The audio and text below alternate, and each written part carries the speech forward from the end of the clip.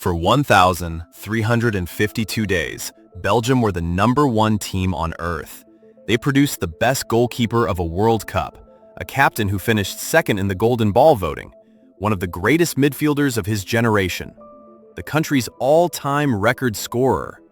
And together, they never played in a single final, not a World Cup final, not a Euro final, not even a Nations League final, not one. Last night in Los Angeles, it ended the only way this story could, with their legendary goalkeeper leaving the pitch in tears and the man who replaced him making the mistake that sent them home. In this video, I'll give you the 6 reasons the most talented generation in Belgian history won nothing.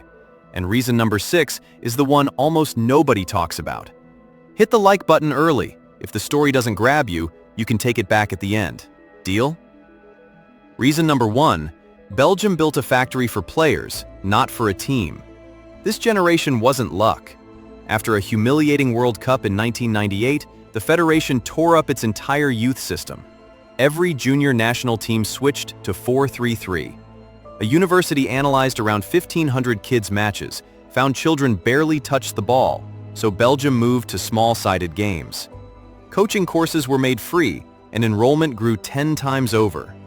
8 special sports schools were created, and through that pipeline came Courtois, De Bruyne, Witsel, Mertens. Lukaku came through Anderlecht's own project. One of the smartest player production systems ever designed. But here's the irony that defines everything. A laboratory can manufacture brilliant individuals. It cannot manufacture a team that wins a knockout tournament. Belgium solved the first problem perfectly, and never solved the second. Reason number 2. The window was one tournament, not a decade. Everyone assumed this group would contend for 10 years.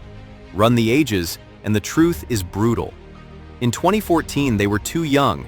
Just one player in the squad was over 30, and they fell quietly to Argentina, 1-0. By 2022, they were too old.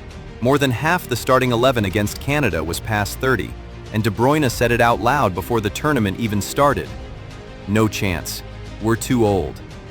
He was right. Belgium crashed out in the group stage, which means the actual peak, young enough to run, experienced enough to win, was essentially one tournament.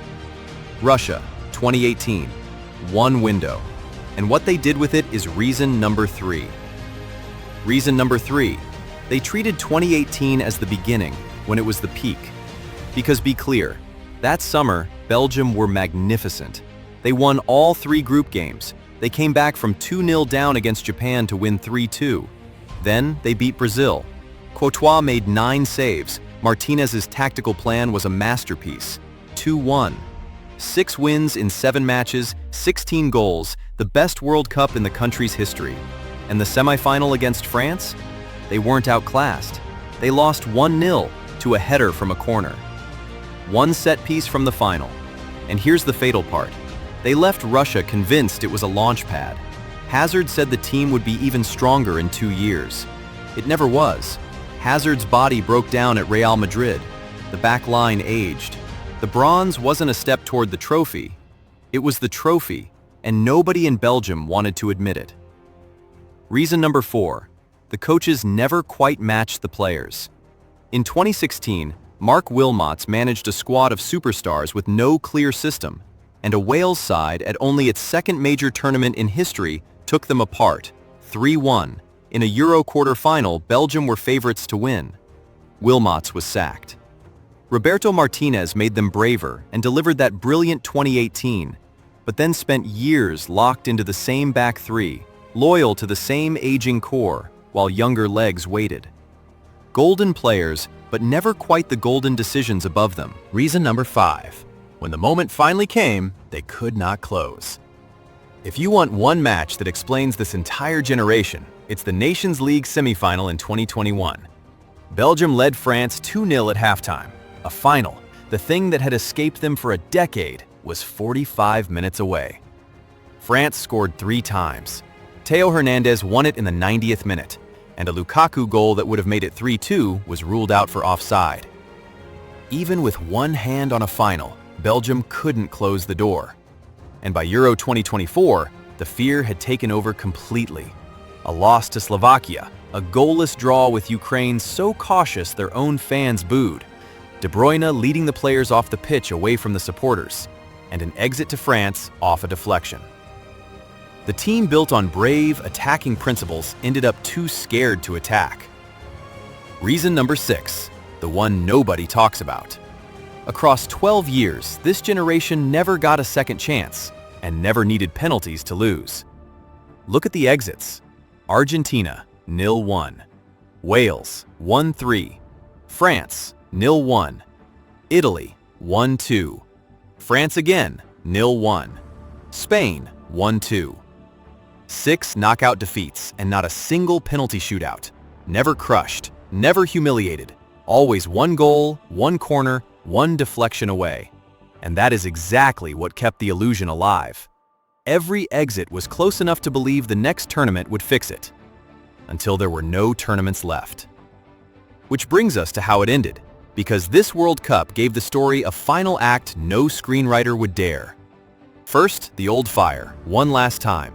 2-0 down to Senegal with 4 minutes left, Belgium scored twice in 3 minutes, and Tielemans buried a penalty in the 125th minute. Then something almost uncomfortable.